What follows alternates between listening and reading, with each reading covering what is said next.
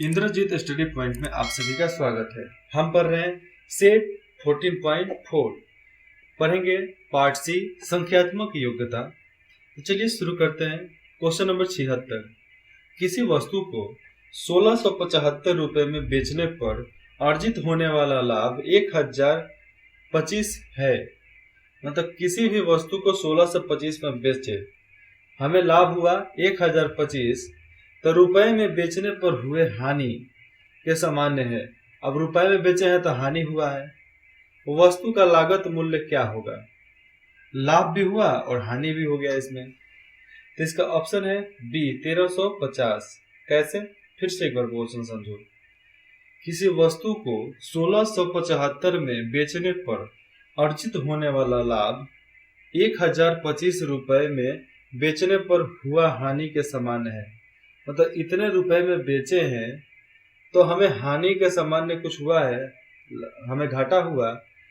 वस्तु का लागत क्या हो सकता है? तो ये कितने रुपए का है कि हम उसको 1675 में बेचे, तो हमको इतना रुपए का नुकसान हो गया 1350।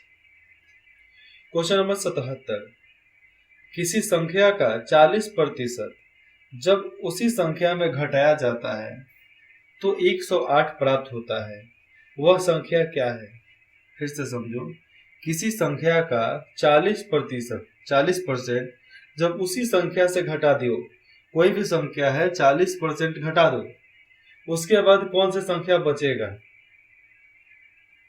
108 बचा, तो कितना में से 40% घटाए कि हमारा 108 बचा?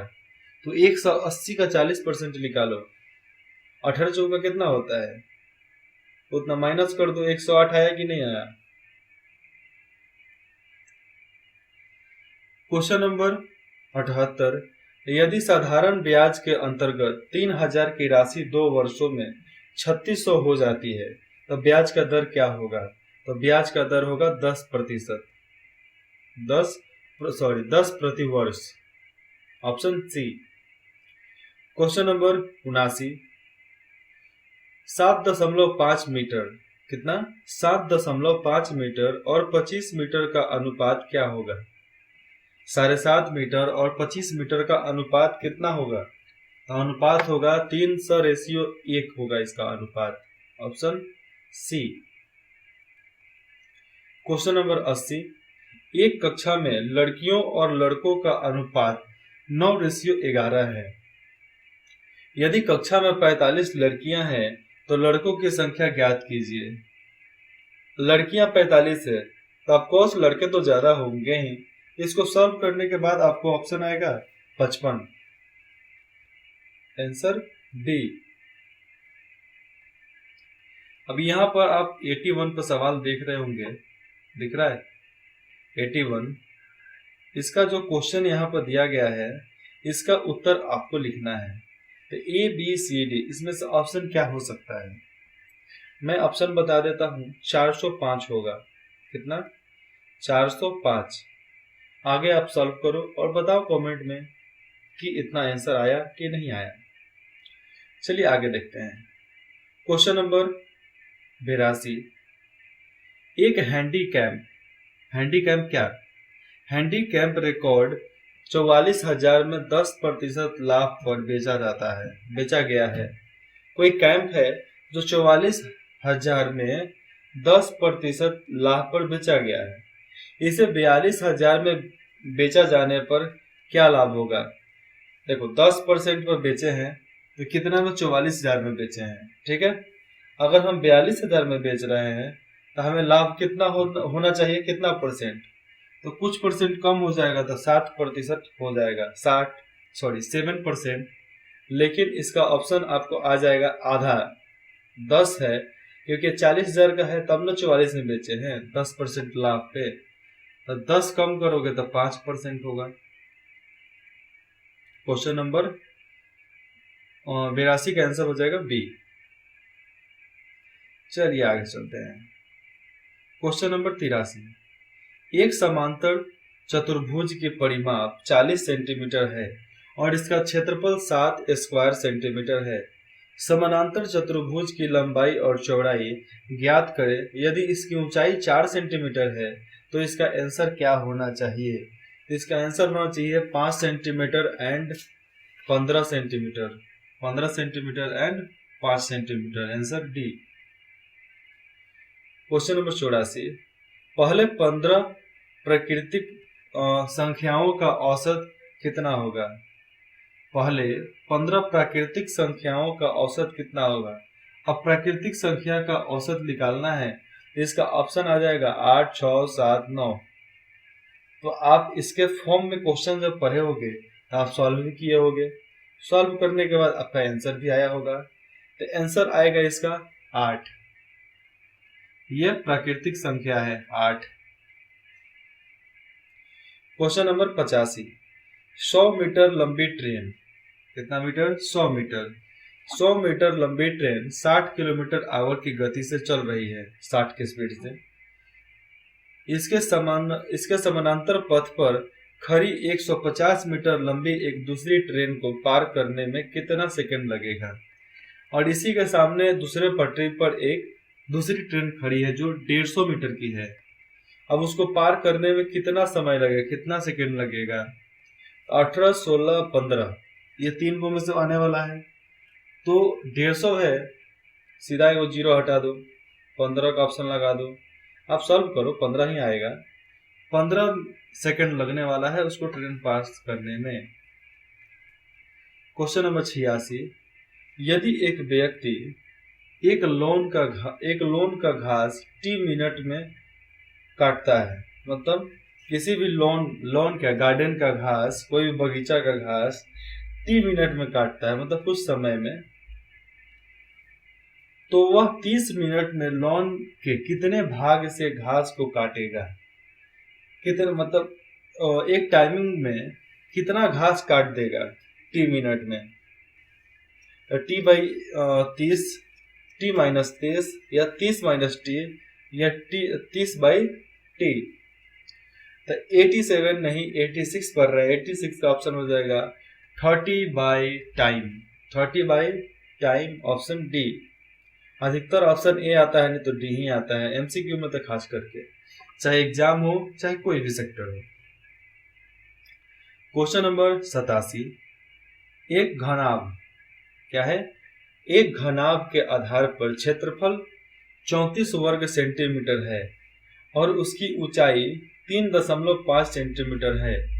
तो घनाभ का आयतन क्या है? तो वो घनाभ का आयतन कितना हो सकता है?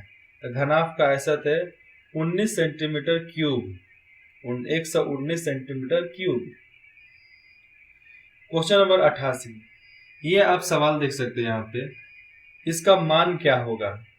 इसका मान आपको बताना है, तो मैं इसका केवल ऑप्शन बता देता हूं। ऑप्शन होगा 16 by 21, option A. Question number 89, 89, नीचे दिए गए प्रश्नों में प्रश्नवाचक चिन्ह के स्थान पर क्या आएगा? प्रश्नवाचक चिन्ह के स्थान पर क्या आएगा? अब देखो यहाँ पर प्रश्नवाचक क्या है, सबसे लास्ट में है, तो 89 का ऑप्शन क्या हो सकता है?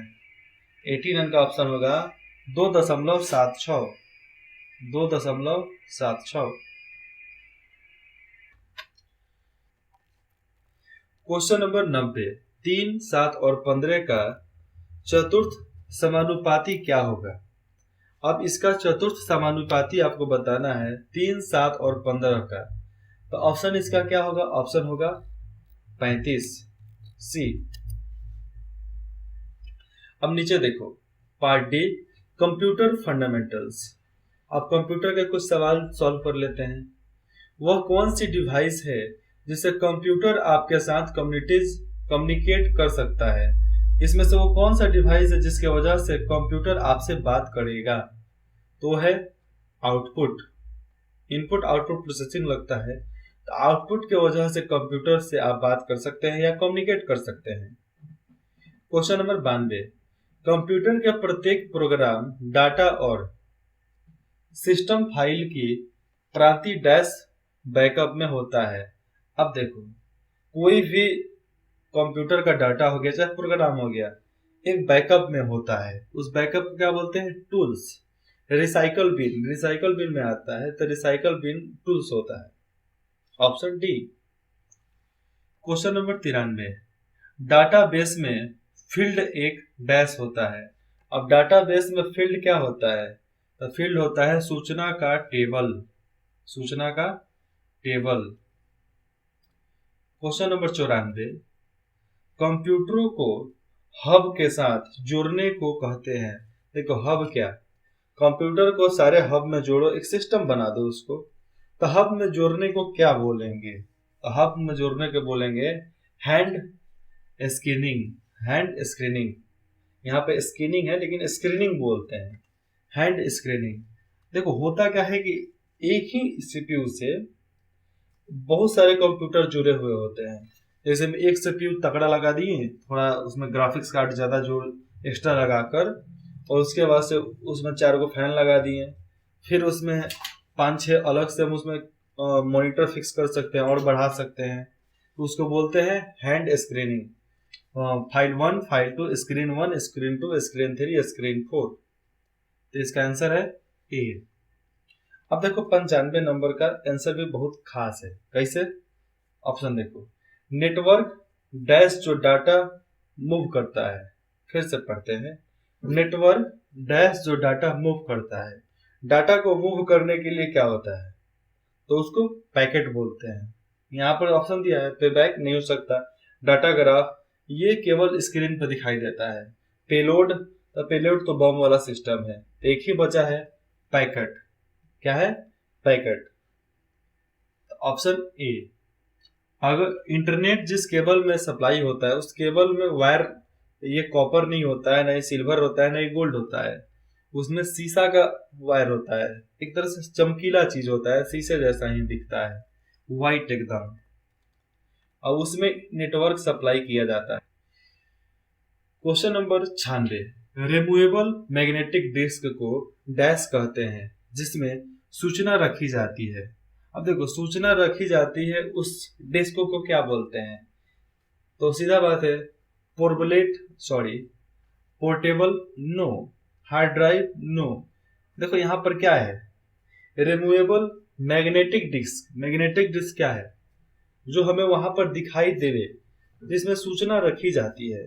तो सूचना रखी जाती है किसमें? Floppy disk. फ्लॉपी डिस्क में नहीं रखा जाता है। तो हार्ड ड्राइव हो जाता है, नहीं तो पोर्टेबल होता है। मतलब अपने अनुसार से किसी, मतलब कोई भी अपना सूचना जहां भी रख सकता है। हार्ड ड्राइव मतलब पेन ड्राइव में रख सकता है, चाहे रोम में रख सकता है। पोर्टेबल मतलब कोई पेन ड्राइव लगाए उसमें ले लिए। ऐसे सब चीज मॉनिटर में स्क्रीनिंग होता है कि नहीं? तो इसका ऑप्शन मॉनिटर भी हो सकता है, लेकिन आंसर होगा फ्लॉपी डिस्क। फ्लॉपी डिस्क क्या हो जाएगा? हमारा कंप्यूटर। क्या है? हमारा कंप्यूटर, जिसमें सब चीज को हम स्टोर करके रखते हैं। जैसे मतलब एक चुंबक लगा है, कील लेकर जाओगे तो चिपक जाएगा, वैसा ही है एक मैग्नेटिक रिमूवेबल डिस्क है हम लोग का फ्लॉपी डिस्क, उसमें भी चुंबक है, आईसी है, जिसमें हम कुछ किसी भी फाइल को ले जाते हैं, वो क्या करता है? कैच, स्टोर करके रख लेता है। अब है क्वेश्चन नंबर 97, लैन लोकल एरिया नेटवर्क। लैन क्या होता है? Local area network.